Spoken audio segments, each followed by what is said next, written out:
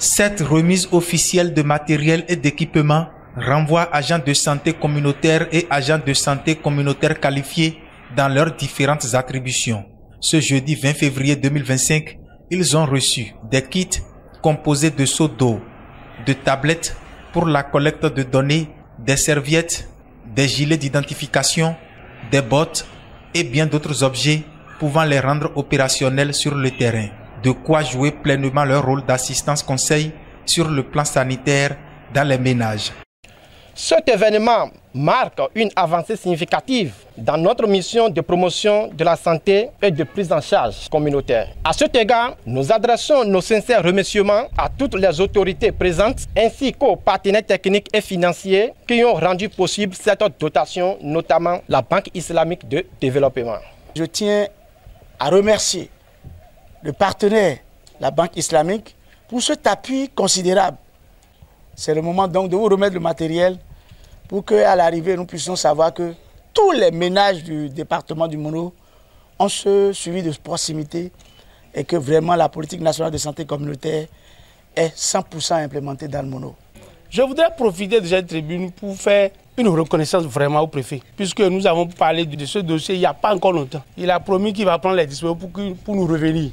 Il n'y a pas encore 2 semaines, il nous est revenu vraiment. Ça veut dire que le POSU tient à cœur à tout le monde. Ce n'est pas vous seul. La santé n'a pas de couleur.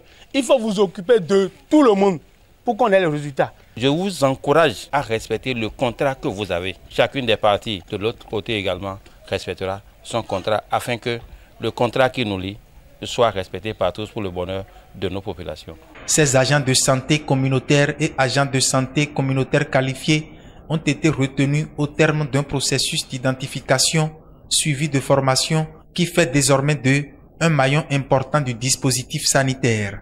Tout le long de leur mission, ils auront à sensibiliser, prévenir et accompagner les ménages de la zone sanitaire Lokossa à Thiémé à travers les volets santé animale, humaine et environnementale. Vous devez faire attention à tout ce qui se passe sur le terrain. Tout ce que vous remarquerez dans les ménages et qui sont susceptibles d'être cause d'indisponibilité ou de causer des problèmes de santé, vous devez donner des conseils et au besoin, vous référez au supérieur hiérarchique immédiat pour dire je viens de remarquer telle chose dans tel ménage.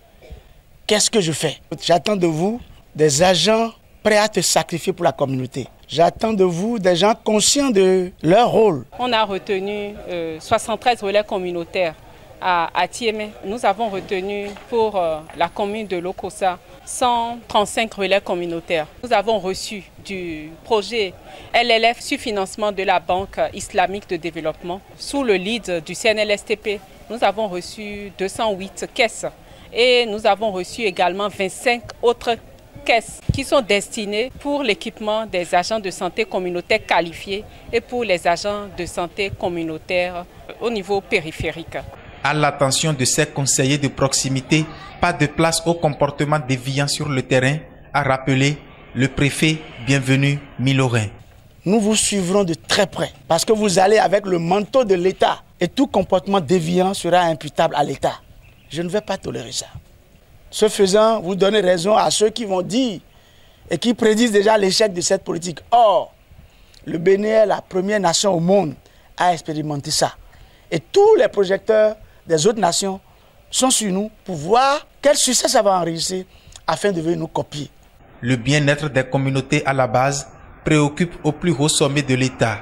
En témoigne cette approche du gouvernement à travers laquelle le Bénin va une fois encore se distinguer dans le quota des nations.